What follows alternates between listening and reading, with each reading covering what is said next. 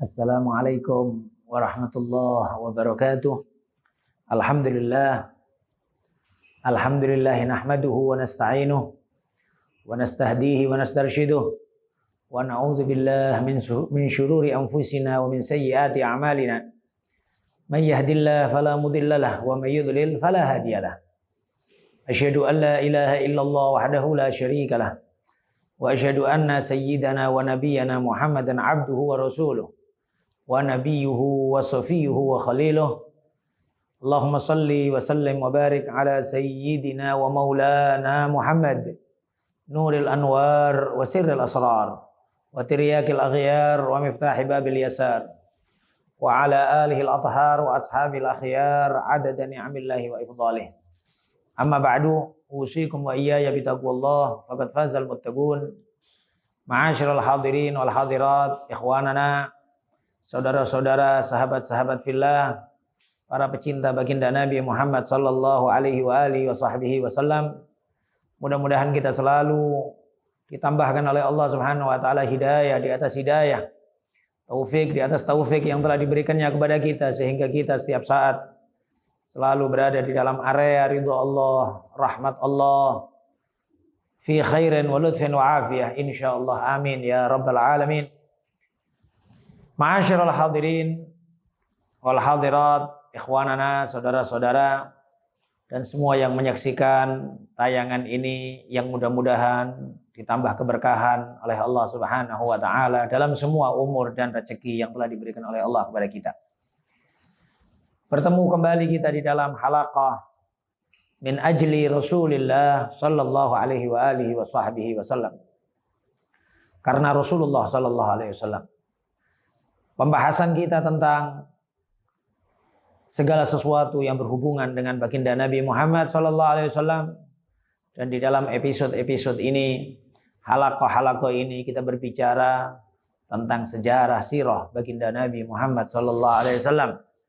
Yang akhir dari halaqah kita kemarin, kita membahas akan Islamnya Sayyidina Umar bin Khattab berkat doa baginda Nabi Muhammad sallallahu alaihi wa alihi wasallam yang telah kita sebutkan. Rasulullah berdoa di hari Rabu dan di hari Kamis Sayyidina Abu Bakar masuk Islam dengan berbagai macam sabab musabab yang ada. Namun pastinya doa Rasulullah sallallahu alaihi wasallam itulah yang paling kuat dan paling mendominasi dari penyebab utama Islamnya Sayyidina Umar bin Khattab radhiyallahu anhu arda. Kita juga telah menyampaikan bagaimana doa di hari Rabu tersebut adalah memiliki nilai tersendiri, dan banyak riwayat-riwayat hadis yang menjelaskan bahwa hari Rabu setelah zuhur adalah doa yang banyak dikabulkan oleh Allah Subhanahu wa taala. Di antaranya adalah saat perang Khandaq, yang nampak jelas di muka baginda Nabi, di wajah Rasulullah sallallahu alaihi wasallam, kegembiraan yang luar biasa, sehingga dijadikan oleh banyak para ulama hari Rabu ba'da zuhur adalah dikenal dengan saatul ijabah. Dan sebetulnya kita pun juga memiliki banyak waktu-waktu yang dikabulkan doa oleh Allah Subhanahu wa taala.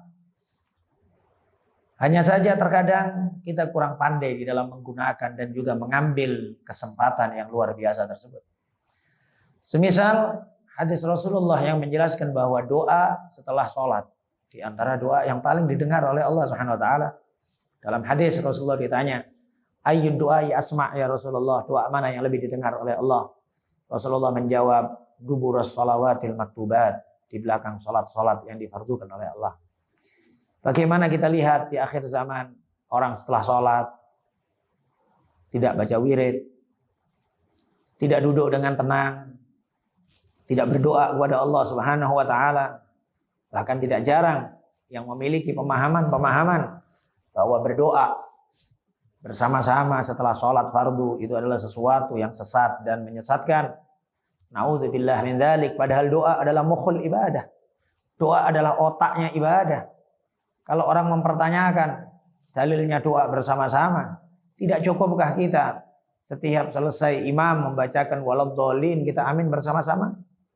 Itu di antara hal yang sebetulnya kita harus meyakini apa yang diajarkan oleh ulama-ulama kita, apa yang diajarkan sama guru-guru kita dan kiai-kiai terdahulu. Sungguh semuanya memiliki dalil-dalil yang sangat kuat yang mungkin kita tahu atau mungkin juga kita tidak tahu. Namun kepercayaan kita kepada ulama-ulama sholihin yang mereka alim, yang mereka takwa, yang mereka adalah orang-orang wara, semestinya menjadikan kita lebih mantap untuk beribadah kepada Allah Subhanahu wa taala dengan lebih bersungguh-sungguh. Dan juga semisal waktu sebelum subuh, sepertiga malam terakhir adalah juga mawatinul ijabah, tempat-tempat dikabulkannya doa.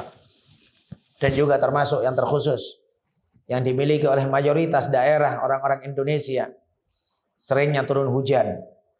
Saat turun hujan juga menjadi salah satu saatul ijabah, waktu yang dikabulkan doa oleh Allah Subhanahu wa taala. Maka marilah kita gunakan sebaik mungkin waktu-waktu yang telah diberikan oleh Allah Subhanahu wa taala kepada kita.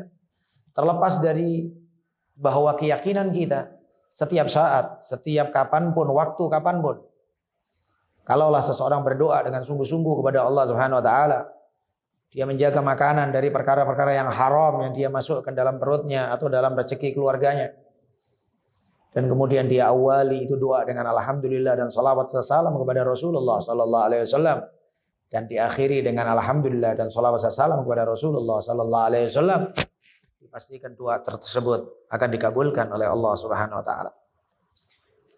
Ikhwanana hadirin hadirat yang dimuliakan oleh Allah Subhanahu wa taala, kita melanjutkan di antara kejadian-kejadian setelah Islamnya Sayyidina Hamzah dan juga Sayyidina Umar bin Khattab yang berdekatan Islamnya mereka berdua. Masih tetap banyak tekanan-tekanan orang-orang kafir Quraisy kepada para sahabat Rasulullah sallallahu alaihi wasallam. Baik yang mereka tertindas dari orang-orang yang lemah, dari para budak atau orang-orang miskin, atau bahkan juga tidak jarang dari orang-orang mulia, dari orang-orang yang terpandang. Semisal yang pernah kita ceritakan bagaimana Sayyidina Abu Bakar As-Siddiq sendiri pernah juga dipukulin oleh orang-orang kafir Quraisy, sehingga qabilah atau suku Sayyidina Abu Bakar As-Siddiq akan menuntut orang-orang yang memukul Sayyidina Abu Bakar. Namun Sayyidina Abu Bakar As-Siddiq merasakan kenikmatan dalam perjuangan menjaga dan pengorbanan untuk agama Allah Subhanahu wa taala dan demi Rasulullah sallallahu alaihi wasallam, sehingga awal siuman Sayyidina Abu Bakar Siddiq yang ditanyakan adalah bagaimana Rasulullah sallallahu alaihi wasallam. Demikian juga Rasulullah sallallahu alaihi wasallam, beberapa kejadian-kejadian yang nampak dengan jelas bagaimana Rasulullah disakitin, bagaimana Rasulullah SAW dicemooh, bagaimana Rasulullah sallallahu alaihi wasallam juga ditindas dan lain sebagainya. Bahkan sosok Sayyidina Umar bin Khattab sendiri yang dikagumin, yang ditakuti, dia pun berpikir, dalam buku sejarah disebutkan bahwa Sayyidina Umar bin Khattab berpikir, saudara-saudaraku yang lain dipukulin, saudara-saudaraku yang lain disiksa, tapi aku tidak ada yang melakukan hal itu kepada diriku. Maka Sayyidina Umar bin Khattab berinisiatif untuk mendatangi orang-orang hebat dari orang-orang kafir Quraisy. Dia datangin ke rumahnya, diketok pintu rumah orang tersebut, ditanyakan dari dalam rumah, siapa yang di pintu? Umar bin Khattab. Dibukakan pintu. Dan dibukakan pintu, Sayyidina Umar mengatakan, kau tidak tahukah kalau aku sekarang sudah ikut Muhammad? Orangnya tidak tahu, dia terkaget-kaget. Kau ikut Muhammad? Tidak mungkin. Iya, aku ikut. Gimana kau ikut Muhammad? Ya, aku bersyahadat asyhadu an la ilaha illallah wa asyhadu anna Muhammadar Rasulullah. Bahasa mereka kau murtad dari agama kakek-kakekmu. Iya, aku murtad dari agama kakek-kakek kau ikut Muhammad. Orang ini pun kesal kemudian membanting pintunya. Tapi tidak sampai memukul Sayyidina Umar bin Khattab. Sayyidina Umar tersenyum. Sayyidina Umar mengatakan, masih belum ini, aku rasakan hal-hal yang semisal dirasakan oleh saudara-saudaraku. Dia jadi ke rumah satunya. ke rumah satunya. Sampai akhirnya Sayyidina Umar bin Khattab pun dalam suatu hari di depan orang-orang kafir Quraisy semuanya dia menyatakan bahwa dirinya orang dia masuk Islam, dia ikut baginda Nabi Muhammad sallallahu alaihi wasallam, yang akhirnya sampai dipukulin sama sebagian mereka, dan Sayyidina Umar pun juga memukul mereka. Demikianlah ma'asyiral hadirin wal hadirat, kita nggak sampai pernah dipukul sama orang, kita tidak ada kemudian sampai disiksa sama orang. Islam kita datang bardan wasalaman dalam keadaan nyaman yang semisal ini. Kita bersyukur kepada Allah Subhanahu wa taala, namun mestinya kita harus muqirrina bit taqsir an sya'bi majdihim. Kita mengakui kemuliaannya generasi-generasi terdahulu. Kita berada di dalam keberkahan dari generasi-generasi terdahulu. Jangan sampai kemudian kita termasuk orang-orang yang kufur akan jasa-jasa orang-orang yang terdahulu, sehingga kita melecehkan mereka, merendahkan mereka, menganggap mereka itu tidak punya apa-apa, dan bahkan tidak jarang dengan alasan apapun seseorang membenci sahabat, seseorang mencaci sahabat. Sayyidina Al-Imam Al-Habib Abdullah bin Al-Haddad mengatakan, "Fadhul qadhi fihim hadimun asladinihi wa muqtahimun fi lujji zayghin wa bid'ah." Orang yang mencela sahabat itu taubahnya adalah penghancur pondasi agama. Orang yang menghancurkan pondasi agamanya, karena sahabat adalah generasi pertama umat ini. Sahabat adalah orang yang pertama kali menerima agama ini, dan beliau-beliaulah yang mengetahui bagaimana Al-Quran turun, bagaimana hadis-hadis Rasulullah disampaikan oleh Rasulullah sallallahu alaihi wasallam.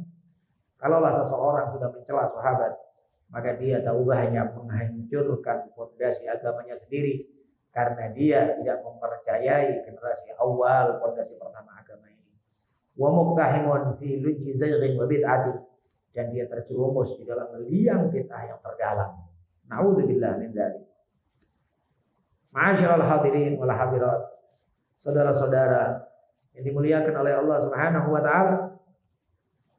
Dan kita juga mengetahui betapa banyak sahabat-sahabat khususnya yang mereka adalah para budak atau juga orang-orang miskin yang disakiti, yang disiksa, yang sampai sebagian di antara mereka juga meninggal dunia dalam penyiksaan tersebut. Semisal ibunya Sayyidina Ammar bin Yasir yang bernama Sayyidah Sumayyah. Beliau adalah wanita pertama kali yang mati syahid di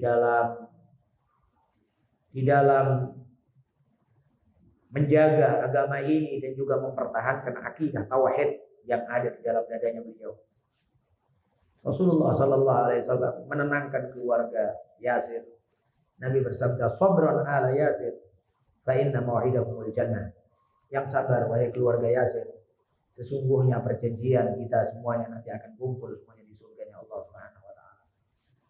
Demikian juga Sayyidina Bilal bin Rabah. Telah masyhur cerita Sayyidina Bilal bin Rabah disiksa sama Umayyah bin Khalaf, disiksa sama Abu Jahal, karena Sayyidina Bilal bin Rabah adalah seorang budak. Dan sampai ditindihkan batu besar di saat terik panas matahari yang sangat menyengat di padang pasir. Namun Sayyidina Bilal tetap tabah, tetap kokoh iman, dan beliau mengatakan ahad, ahad. Bahkan dalam riwayat Al-Imam Al-Bukhari, redaksi kalimatnya adalah yataronnam bi ahad.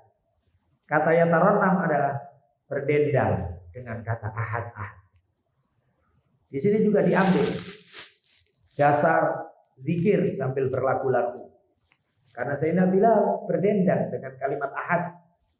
Bukan dia mengucapkan ahad, ahad. Mungkin dengan bahasa lagu ahad, ahad, ahad, ahad, ahad, ahad. Atau bagaimanalah lagunya. Tapi istilahnya berdendam dan merasakan kenikmatan lafaz ahad. Ucapan Sayyidina Bilal juga demikian sebagai dalil. Orang boleh saja kemudian berzikir dengan berbagai macam asmaul husna. Seseorang berzikir dengan Ar-Rahman, seseorang berzikir dengan kalimat Al-Ghafur, seseorang berzikir dengan kalimat Ya Hayyu Ya Qayyum, dan lain sebagainya. Tidak ada kemudian keharusan dengan lafaz Allah, tidak ada keharusan dengan lafaz La ilaha illallah. Meskipun kita mengakui bagaimana banyak dalil-dalil yang menyatakan bahwa banyak dalil bahwa afdalu ma qultu ana wan nabiyyuna min qabli la ilaha illallah. Tapi seseorang di dalam kenikmatan batin, seseorang di dalam kenikmatan hati dan rohani, tidak bisa dipastikan seseorang dari seseorang yang lain. Tidak bisa dipaksakan satu orang, kemudian orang lain harus juga melakukan apa yang dilakukan oleh orang ini. Oleh sebab itu dahulu seorang ulama ketika ditanya tentang Ismullahil A'zam, apa Ismullahil A'zam? Seorang ulama yang saleh tersebut mengatakan, wahai anakku, Ismullahil A'zam adalah mana nama-nama Allah Subhanahu wa taala dari Asmaul Husna yang hatimu merasa ta'zim, setakdim-takdimnya. Semulia-mulianya itu asma Allah di dalam hatimu, sehingga kau merasakan kelezatan di dalam munajat dengan menyebut asma Allah tersebut, maka itulah Ismullahil A'zam untuk diri.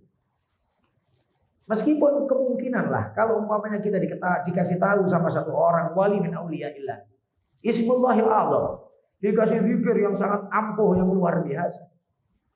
Namun kalau hati kita lalai dari Allah Subhanahu wa taala, kita membacanya dengan santai, kita membacanya tidak ada nilai ta'zim yang besar di dalam hati kita, tidak merendahkan zikir atau doa dan wirid tersebut, tapi karena faktor hati kita. Hukum secara umum, baginda Nabi Muhammad SAW telah bersabda, Innallaha la yaqbalu du'aan min qalbin lahin. Sesungguhnya Allah tidak menerima doa dari hati yang lalai. Maka disinilah kita perlu pembelajaran untuk kita lebih ta'zim ketika kita berzikir, ketika kita membaca doa. Kita serius, kita merasakan bahwa kita meminta kepada Allah, munajat kepada Allah Subhanahu wa taala, dan juga melalui perantara baginda Nabi Muhammad sallallahu alaihi wasallam. Maka di sini ma'asyiral hadirin wal hadirat, kita sampaikan bagaimana banyaknya tekanan-tekanan orang-orang kafir Quraisy kepada semua orang yang diketahui Islam. Bukan hanya sekedar para budak, bukan hanya sekedar orang-orang miskin dari orang Mekah, namun juga termasuk orang-orang yang terhormat. Dan hal tersebut tetap menjadikan para sahabat semuanya bersabar. Para sahabat semuanya mengetahui akan resiko. Namun kekuatan iman yang ada di dalam hati mereka, tumakninah yang telah diberikan oleh Allah Subhanahu wa taala di dalam hati-hati beliau para sahabat yang mulia, menjadikan mereka tidak merasakan dahsyatnya ancaman-ancaman dan juga tekanan-tekanan dan siksaan dari orang-orang kafir Quraisy. Siksaan mereka sangat pedih. Namun berkata Sayyidina Bilal bin Rabah saat ditanya oleh sebagian sahabat, bagaimana engkau tidak merasakan sakit yang demikian panas yang luar biasa di dadamu, di punggungmu, anggota tubuhmu dicambuk? Sayyidina Bilal mengatakan, rasa sakit tersebut aku campur dengan manisnya, lezatnya zikir kepada Allah Subhanahu wa taala. Dalam riwayat lain, aku campur dengan basyasyatul iman, manis dan senyum iman. Dan senyumnya iman tersebut lebih mengalahkan segala-galanya.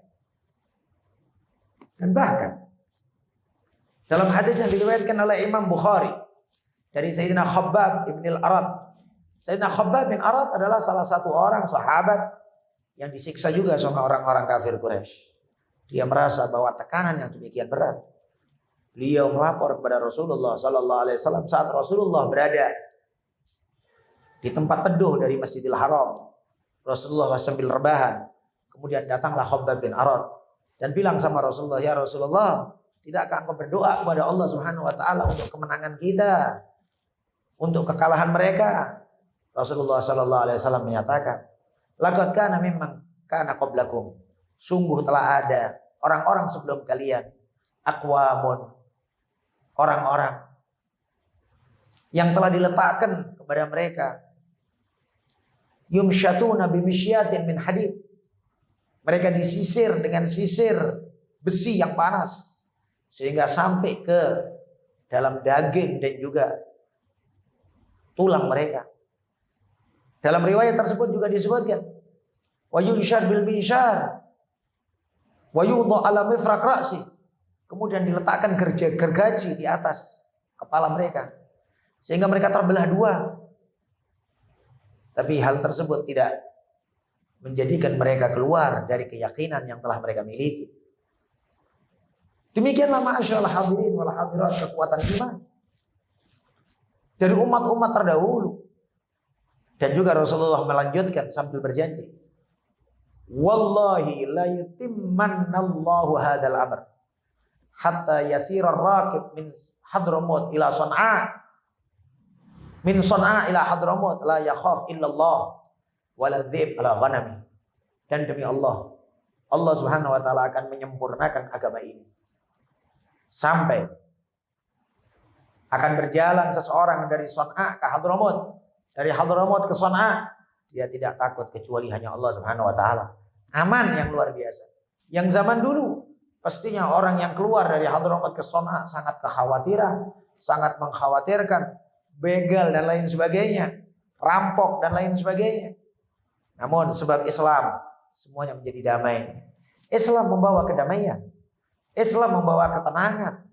Maka oleh sebab itu di semua daerah yang mayoritas Islam penduduknya, maka pasti daerah tersebut aman, daerah tersebut tenang. Maka oleh sebab itu seyogianya kita lebih mengedepankan nilai kedamaian, nilai ketenangan di tengah masyarakat kita. Dan itulah diantara salah satu ciri khas Islam.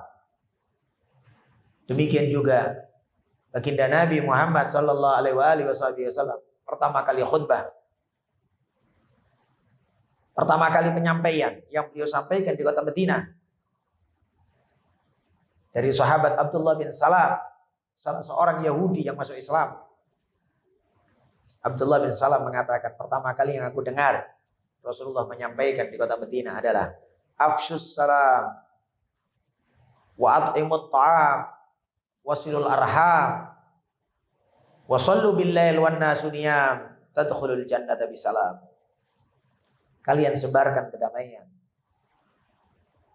kalian sambung tali silaturahim, kalian beri makan orang-orang dengan makanan, dan salatlah kalian di malam hari ketika orang banyak tidur di malam hari tersebut, maka kalian akan masuk surga dengan tenang dan damai. Ma'asyiral hadirin wal hadirat rahimakumullah. Demikianlah Rasulullah sallallahu alaihi wasallam memperkuat keimanan para sahabat-sahabatnya, memberikan keyakinan-keyakinan kepada sahabat-sahabatnya bahwa agama ini pasti akan sempurna. Agama ini janji Allah Subhanahu wa taala pasti jaya. Al-Islamu ya'lu wa la yu'la alaih. Hanya saja yang perlu untuk kita ambil iktibar dan pelajaran. Kita berada di penghujung zaman. Kita berada di waktu Allah Subhanahu wa taala liyamizallahu khabitha minat thayyib, untuk memilah-milah mana yang baik dan mana yang buruk. Andai kita tidur pun Islam akan jaya. Andai kita tenang pun Islam akan jaya. Andai kita diam pun Islam akan jaya. Maka bangkitlah kita semuanya, berikan nilai khidmah kita kepada agama ini. Kita masuk di dalam kelompok orang-orang yang memperjuangkan agama ini min ajli Rasulullah sallallahu alaihi wasallam, demi Rasulullah sallallahu alaihi wasallam. Bagaimana Rasulullah capek, bagaimana Rasulullah sallallahu alaihi wasallam tersakiti, bagaimana Rasulullah sallallahu alaihi wasallam tabah dan sabar dalam menghadapi semua ujian-ujian.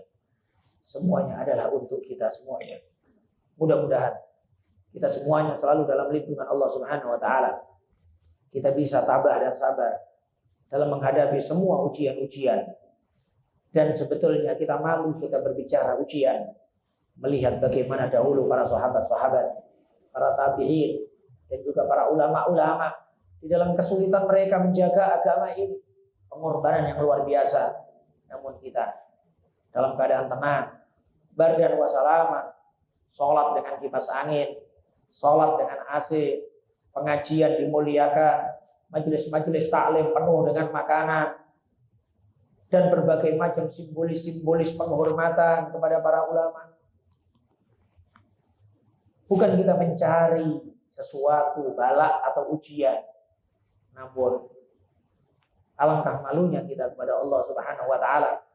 Hanya sedikit urusan, hanya sedikit permasalahan, hanya sedikit gesekan nafsu, hanya sedikit ujian, kemudian kita tidak sabar, kita tidak tabah, kita mundur. Na'udzubillah min dzalik. Mudah-mudahan Allah Subhanahu wa taala memberikan lutuf, kelembutan dalam semua takdir yang telah ditentukan oleh Allah Subhanahu wa taala kepada kita.